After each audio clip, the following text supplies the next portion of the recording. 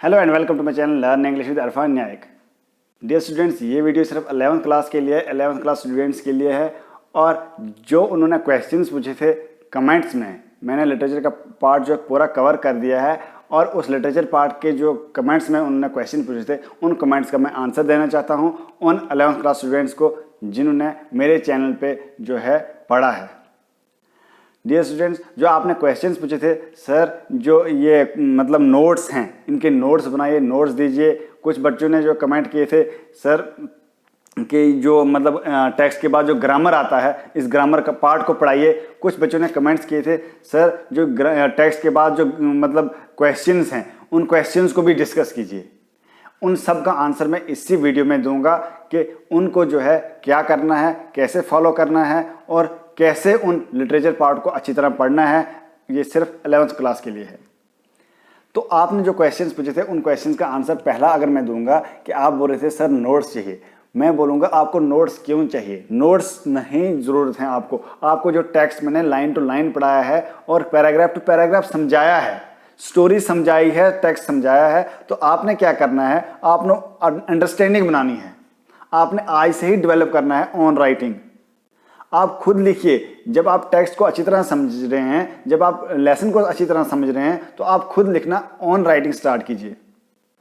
जब आप आज से ही ऑन राइटिंग स्टार्ट करेंगे, तभी आपकी जो कैपेबिलिटी है वो बढ़ेगी और आपको हेल्प होगी। तो आपने जो है रट्टा नहीं मारना है, नोट्स पे रट्टा नहीं मारना है। आप खुद जो समरी पढ़ी, जब मैं पढ़ाता हूँ लैंग्वेज के लिए, आप समरी पढ़िए। जो भी आपके पास मतलब मार्केट गाइड बुक है या कोई भी है, तो उस पर आप पढ़िए और उससे आप समझिए चीज़ों को। आपको एग्जाम में जो है कैरेक्टर स्केच आएंगे, आपको एग्जाम में थीम आएंगे, आपको एग्जाम में क्रिटिकल स्टडी आएगी, आपको एग्जाम में जो है पोएटिक डिवाइसेस आएंगे। तो उन चीज़ों को कैसे करोगे आपको एग्जाम में जो है रेफरेंस टू द कंटेक्स्ट आएगा, जो सिर्फ आपको टेक्स्ट पढ़ के ही होगा।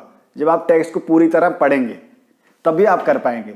तो आपसे यही रिक्वेस्ट है, आप टेक्स्ट को अच्छी तरह समझिए।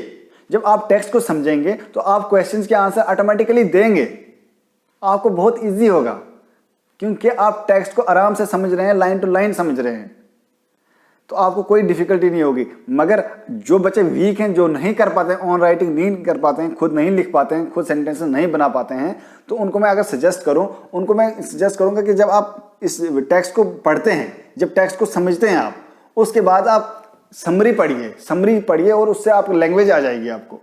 वहां से आपको अच्छी तरीके से मतलब समझ आएगा कि कैसे करना है। क्योंकि जो क्वेश्चंस आते हैं वो टेक्सचुअल क्वेश्चंस बहुत कम आते हैं।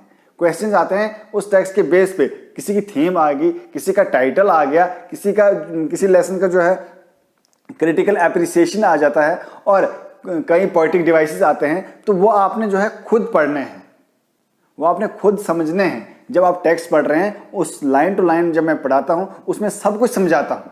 क्वेश्चंस के आंसर भी उधर ही निकल जाते हैं, छोटे छोटे क्वेश्चंस के आंसर निकल जाते हैं, छोटे छोटे क्वेश्चंस वहीं निकल जाते हैं। तो आपको वो चिंता करने की जरूरत नहीं है कि नोट्स चाहिए या रट्टा मारना है। आप सिर्फ टेक्स्ट को समझिए।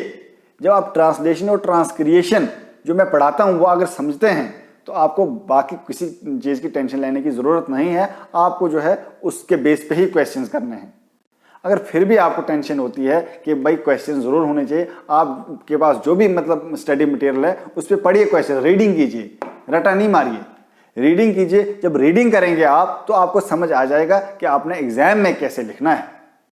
ये तभी समझ आएगा जब आप इस टेक्स्ट को आराम से पढ़ेंगे। पॉज करके पढ़िए, वर्ड मीनिंग्स को उतारिए, पॉज करके जो है इनको समझिए। जो बाकी क्वेश्चंस होते हैं लेसन के एंड में, तो उनको आप जो है जब पढ़ेंगे, उनको समझेंगे, उनका आंसर पहले ही आपको समझ आ गया होता है। उर्दू में, हिंदी में समझ आ गया होता है। जब इंग्लिश में लिखने की बारी है, तो आप प्रैक्टिस कीजिए लिखने की। ठीक है, मेहनत किस चीज़ का नाम है? मेहनत तो आपने करनी है, खुद प्रैक्टिस करनी है लिखने की। जब आपको टेक्स्ट अच्छी तरह पढ़ाया गया, तो आपने क्वेश्चंस लिखने की खुद प्रैक्टिस करनी है, ऑन राइटिंग में प्रैक्टिस करनी है। जब ऑन राइटिंग में प्रैक्टिस करेंगे, तो तभी आप जो है इंग्लिश जो इम्प्रूव होगी। और फिर जो है ग्रामर जो मैं पार्ट पढ़ा रहा हूँ, तो फिर ग्रामर पार्ट भी आपको अच्छी तरह समझ आ जाएगी। आई होप आपके क्वेश्चंस जो है उनका आंसर आ गया, उनके कमेंट्स का आंसर आ गया, जो भी आपने कमेंट्स किए थे। और लास्ट पे जो आपने बोला था कि जो टेक्स्ट के बाद जो ग्रामर है, होता है वो ग्रामर आपके सिलेबस में नहीं है। आपका सिलेबस जो है ग्रामर का टोटली अलग है।